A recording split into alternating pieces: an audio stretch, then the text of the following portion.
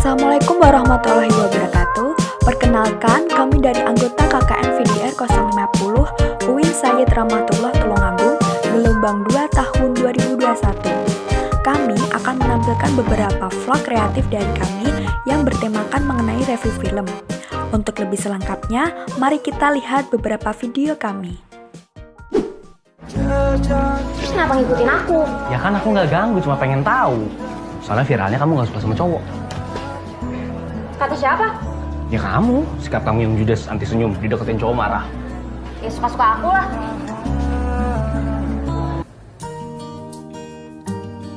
Film ini disutradarai oleh Herwin Novianto dan produser bernama Zairin Zain.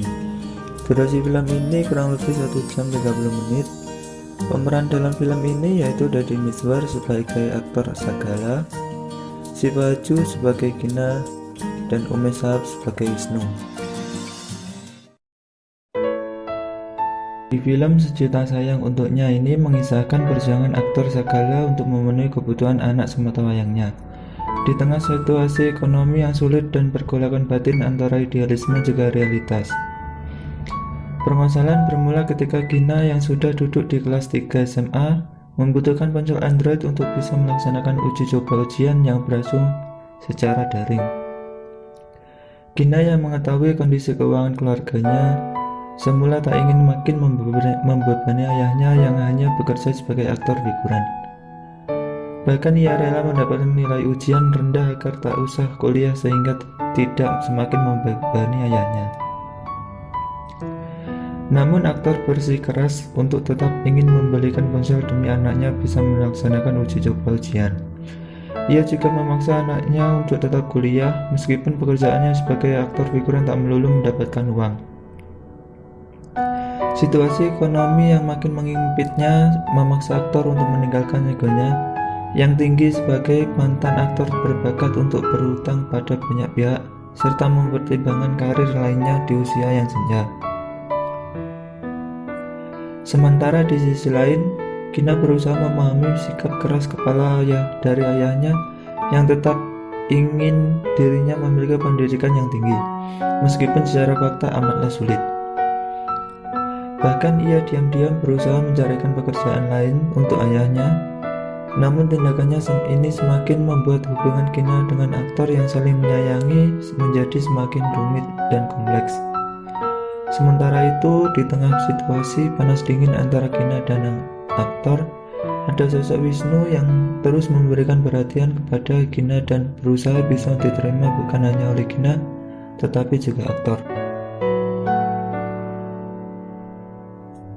Sayangnya, di sepanjang film, naskah hanya berputar mempertontonkan ketidakmampuan aktor dalam memenuhi kebutuhan Gina.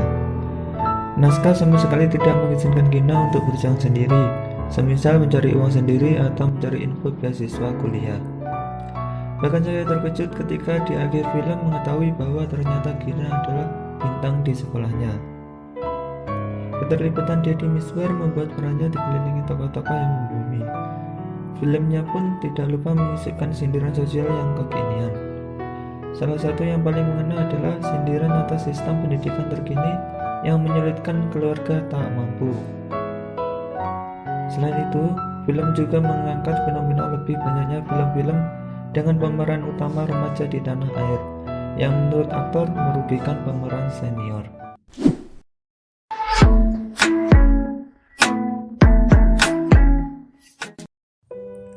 Film ini bercerita tentang seorang ayah yang menderita keterbelakangan mental bernama Lee Yong-gu, hidup bersama anak perempuannya yang bernama Lee Ye-seung. Kisah ini bermula dari Ye-seung yang menginginkan tas kuning bergambar Sailor Moon. Yong-gu selaku ayahnya belum mampu menuruti permintaan anaknya karena belum mempunyai uang. Setiap hari ia dan anaknya berkunjung ke toko yang menjual tas tersebut sekedar memastikan bahwa tas tersebut belum dibeli oleh orang lain. Pada suatu hari tas tersebut dibeli oleh anak dari komisaris polisi. Dan Yong-gu mencoba untuk membeli tas itu kembali, tetapi anak tersebut menolak menjualnya. Beberapa hari kemudian, anak komisaris polisi tersebut menemui Yong-gu dan memberitahunya bahwa ada toko lain yang menjual tas serupa. Anak tersebut kemudian mengantarkannya ke toko yang ia maksud. Namun, di tengah perjalanan, tiba-tiba sang anak terpeleset dan meninggal dunia. Pada saat itu, Yonggu kemudian dituduh telah melakukan penculikan, kekerasan seksual hingga pembunuhan yang mengakibatkan dirinya harus mendekam di penjara. Selama menjalani pemeriksaan dan penyelidikan, Yonggu banyak mendapat tekanan dan intimidasi untuk mengakui perbuatan yang dituduhkan kepadanya. Pada akhirnya, Yonggu terpaksa mengakui semua tuduhan tersebut sebab ia mendapat ancaman dari komisaris polisi selaku ayah dari anak yang meninggal tersebut. Komisaris polisi tersebut mengancam akan membunuh Yeseng apabila Yonggu tidak mengakui perbuatannya. Mengetahui ayahnya berada di penjara dan tidak bisa merawatnya, Yeseng memutuskan untuk tinggal di panti asuhan. Suatu hari, Yeseng berkunjung ke penjara tempat Yonggu dihukum untuk mengisi paduan suara. Mengetahui hal tersebut, teman-teman Yonggu berusaha untuk membawa Yeseng ke dalam sel dan mempertemukannya dengan ayahnya. Yonggu akhirnya dapat bertemu dengan anaknya dan melepas kerinduan. Karena terlalu lama, Yeseng akhirnya tertinggal di penjara dan tidak bisa kembali ke panti asuhan. Selama beberapa hari, Yeseng terpaksa tinggal di dalam penjara bersama tahanan yang lain. Yonggu dan teman-temannya berusaha untuk menyembunyikan Yeseng supaya tidak diketahui oleh sipir. Pada akhirnya, kepala sipir mengetahui hal tersebut. Yonggu dan teman-temannya lantas dihukum dan Yeseng dikembalikan ke panti asuhan. Beberapa bulan di penjara, Yonggu akhirnya mendapat putusan dari pengadilan. Dia dijatuhi hukuman mati dan akan dieksekusi tanggal 23 Desember tepat di hari ulang tahun anaknya. Merasa iba dengan nasib Yonggu, kepala sipir lantas memberikan izin kepadanya untuk merayakan ulang tahun anaknya di dalam sel dan sekaligus menjadi pertemuan terakhir dirinya bersama anaknya. Yeseng pun tumbuh dewasa dan bekerja sebagai pengacara. Merasa apa yang terjadi kepada ayahnya adalah bentuk ketidakadilan, ia berusaha mengumpulkan bukti-bukti dan saksi yang kemudian diajukan ke pengadilan. Perjuangan yang dia lakukan pun tidak sia-sia. Hakim kemudian memutuskan bahwa ayahnya dinyatakan tidak bersalah. Pesan moral yang bisa diambil dari film ini yang pertama adalah perjuangan seorang ayah untuk anaknya yang tidak ada habisnya. Meskipun mempunyai keterbelakangan mental, namun tetap mempunyai naluri untuk menyayangi dan melindungi anaknya meskipun harus mengorbankan nyawa. Bagi orang tua, anak adalah prioritas utama yang harus dijaga dan selalu dibahagiakan. Kebahagiaan anak adalah kebahagiaan orang tua. Pesan moral kedua adalah anak tidak butuh kemewahan, yang dibutuhkan adalah kehadiran orang tua. Film ini membuka pikiran bahwa cara membahagiakan anak tidak melulu perihal banyaknya uang ataupun banyaknya mainan yang diberikan, melainkan kehadiran orang tua yang ada akan menciptakan kenangan indah bagi sang anak. Ketiga, kebaikan yang berbuah keindahan.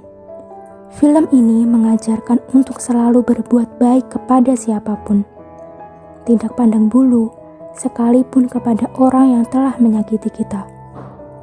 Akan ada masanya kebaikan tersebut akan berbalik menolong kita. Kelima, manusia yang sering menyalahgunakan kekuasaannya.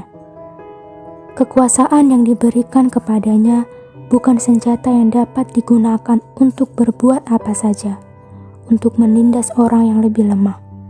Kekuasaan yang diamanahkan kepadanya seharusnya digunakan untuk mengayomi dan memberikan keadilan kepada kaum yang lemah. Ketika melakukan kesalahan, juga harus berani mengakui kesalahan, bukan mengkambing hitamkan orang lain. Keenam, Film ini juga menyadarkan bahwa kita tidak boleh merendahkan orang-orang yang mempunyai kekurangan.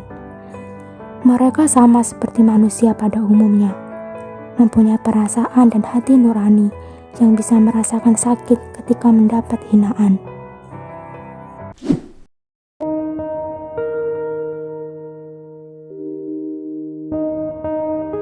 Train to Busan menceritakan bagaimana Suk-woo yang diperankan oleh Gong Yoo bertahan hidup untuk bertemu dengan anak dan istrinya saat wabah zombie menyerang Korea.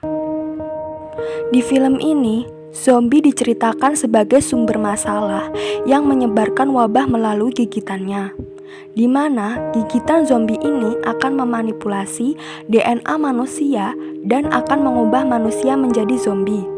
Siapapun yang tergigit akan langsung berubah menjadi zombie. Dan sedangkan mereka yang berhasil selamat mencoba melarikan diri menggunakan kereta untuk mencari tempat aman.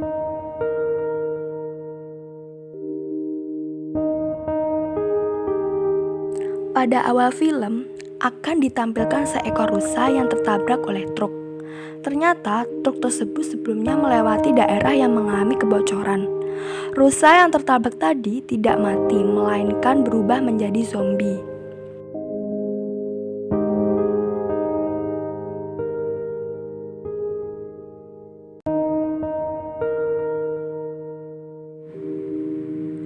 Suk-woo adalah seorang manajer keuangan sekaligus ayah yang bekerja di Seoul yang ingin menuruti keinginan anaknya untuk bertemu dengan ibunya. Terlebih hari itu ulang tahun Sun-an. Suk-woo menaiki kereta cepat dengan tujuan Busan untuk mengabulkan permintaan anaknya.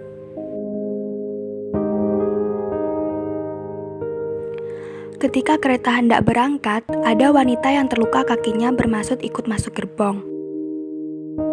Kemudian, wanita ini berusaha menginfeksi seluruh penumpang di dalam kereta. Wanita itu menggigit pramugari dan menjadikannya zombie.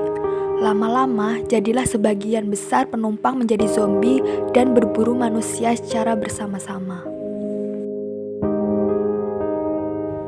Seketika, virus zombie tersebar secara cepat dan masif.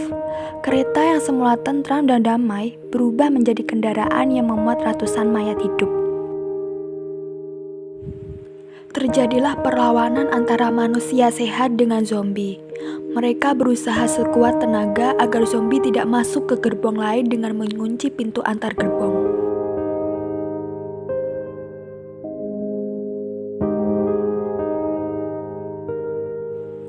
Masinis kereta mengumumkan bahwa kereta akan berhenti di Jejeon, tempat para tentara telah siaga untuk menolong mereka. Namun, ketika sampai di sana, keadaan stasiun sepi dan tidak ada orang sama sekali. Ketika menyadari bahwa seluruh tentara telah menjadi zombie, mereka masuk kembali ke kereta api tersebut dan menuju Busan, tempat yang kebocoran virus itu dibersihkan.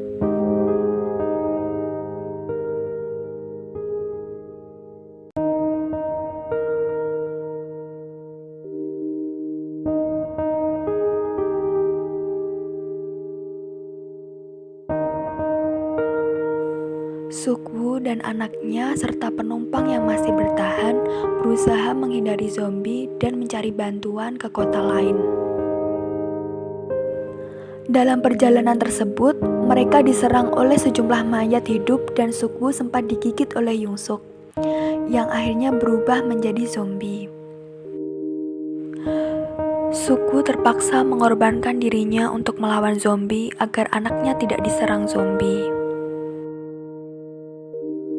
Suk-woo mengajari Sung-kyun dan Sung-an bagaimana menghentikan kereta api sebelum ia meninggalkan mereka dan terjun dari atas kereta api yang berjalan.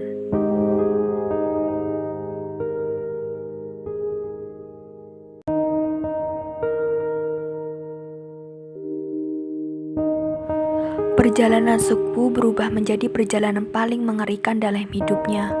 Pada akhirnya ia harus mengorbankan nyawanya untuk menyelamatkan Sun-an. Meskipun bergenre thriller, Train to Busan syarat akan nilai-nilai kemanusiaan. Melalui ceritanya, penonton diajarkan untuk peduli, tidak bersikap egois, dan harus saling membantu walau dalam suasana genting sekalipun. Karena boleh jadi mereka yang mementingkan diri sendiri dan mengabaikan yang lain justru malah tidak akan selamat.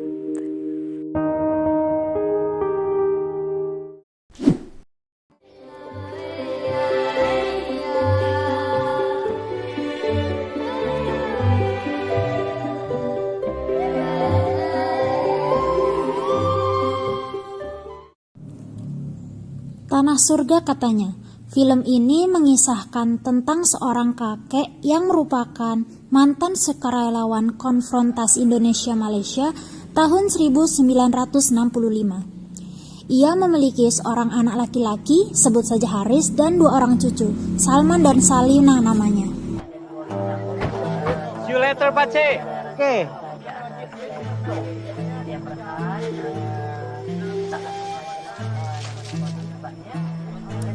Suatu hari, Haris pulang dari perantauannya yang ingin mengajak ayah serta anak-anaknya ke Malaysia, karena di sana mereka akan hidup lebih layak dan ayahnya dapat dirawat dengan baik.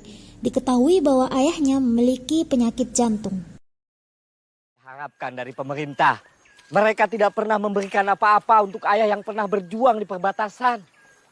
Aku mengabdi bukan untuk pemerintah, tapi untuk negeri ini, bangsaku sendiri.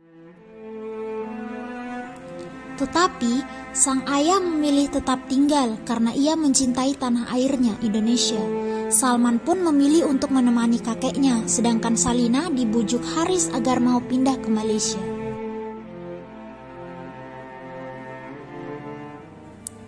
Suatu ketika, Hashim yang merupakan kakeknya Salman, penyakitnya kambuh. Dan ketika diperiksa oleh Dr. Anwar, Hashim mengidap penyakit yang membahayakan hidupnya. Dan dokter berharap Hashim dapat dibawa ke pengobatan yang lebih layak, karena selama ini ia menolak karena biaya yang mahal, belum lagi perjalanannya yang menghabiskan hampir 400 ringgit. Akhirnya Salman berusaha untuk mendapatkan uang tersebut. Ia bekerja setiap hari menjual kerajinan daerahnya ke Malaysia hingga bolos sekolah.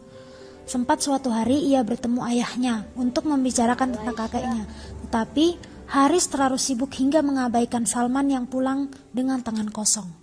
Setelah berhari-hari bekerja, akhirnya uang Salman cukup untuk membawa kakeknya ke kota. Di tengah perjalanan, baling-baling perahu tersebut patah sehingga perjalanan menjadi lebih lambat, padahal kondisi Hashim semakin parah. Hashim pun menghembuskan nafas terakhirnya, dan malam itu dipenuhi dengan tangis suara Salman.